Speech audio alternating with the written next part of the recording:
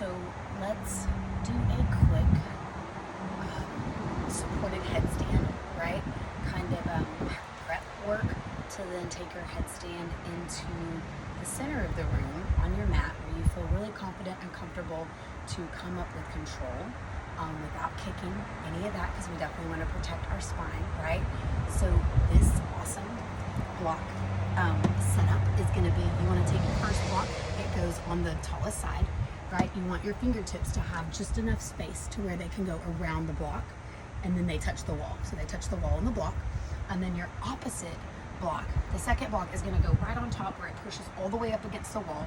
It's stacked directly on top of the bottom one, because what this is going to do is this is going to press into right here, this middle part of the back, where that's the middle trapezius muscle. This is your upper, middle, and then your lower, right? And then you've got your scapula, right, that are going to pull your shoulders down out of your ears. And then we also have those serratus muscles that are right around here that help us also pull things down and help protect our shoulders, especially when we're doing things overhead, like headstand.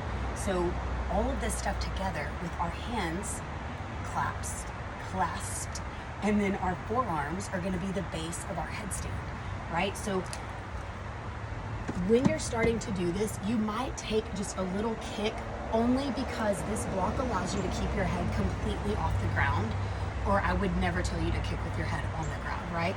So what we're gonna do is, this is great because it's gonna align you. It's gonna stack your hips over your shoulders, your ankles over your hips, and it'll help you pull in as well. So before I go upside down, I wanna talk real quick about the hip tips. Right here, boom, find your hip tips, and then your low floating rib area, right? So then your hip tips and your rib tips, we wanna pull those in shortly. When we're lifting our leg up, we're gonna pull them back in before we lift into the headstand, because that's gonna help us stay pulled in through the core, tucked in a way that is powerful, safe, and strengthening, right? So let's start by taking our hands around. Place your elbows underneath your shoulders. And then from here, we're gonna start to place the head down where we're still floating the head a little bit. Lift your hips up, walk your toes in towards your elbows, and then see how my head's moving? It's not on the ground. I'm gonna bring one knee in towards the chest, and I'm gonna curl in. I'm gonna find that curl, that crunch in. My toes are active.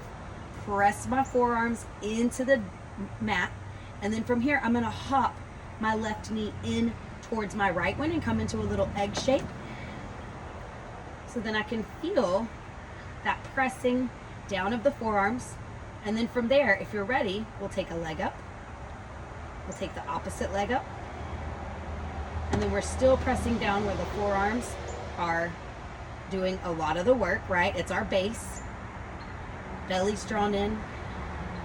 We're breathing. And then slowly, we'll lower down. You can do one leg at a time.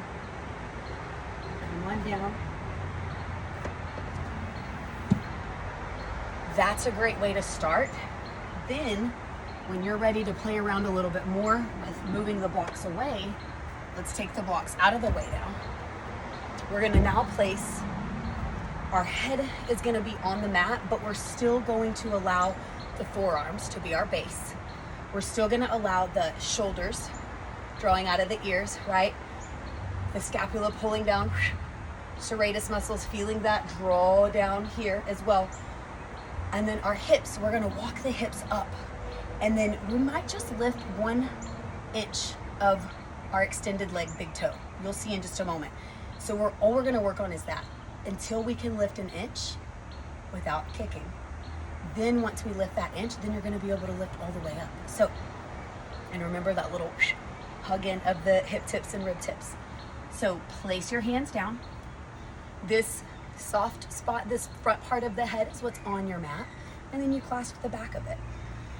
So as we slow down and allow yourself to use, I want you, if you feel like you still need to be near a wall, that's fine, but let's not use the wall as a crutch, right? Let's use it as an alignment check, or just to maybe catch you, but then where you can lift up off of it if you land on the wall. So let's bring our hands down, and I'll do it close enough to where you guys can see I'm gonna land on the wall and then I'm gonna recorrect and get away from the wall in a moment, okay?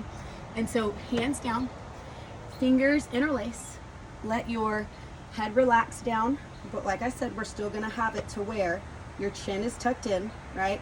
So then your neck is nice and long. We're gonna press the shoulders out of the ears, just like that block helped us to. Lift your hips up, and then walk your toes in.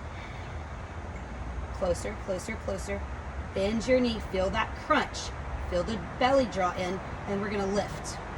One foot, lower it down. Lift it again. You might come to the tippy toe.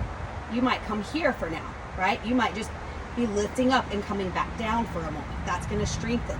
That's gonna help you. When you're ready, then we'll take it all the way up. Other leg joins you. Bring your big toes to touch because it helps you feel where your body is in space here.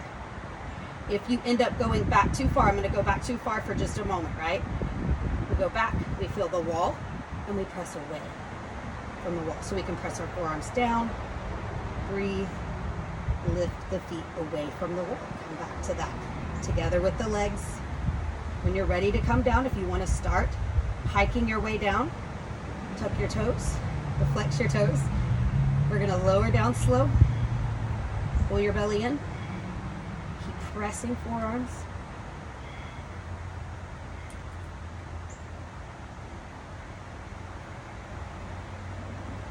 And then find rest. Let your hands rest by your side. Palms face up. Head relaxes.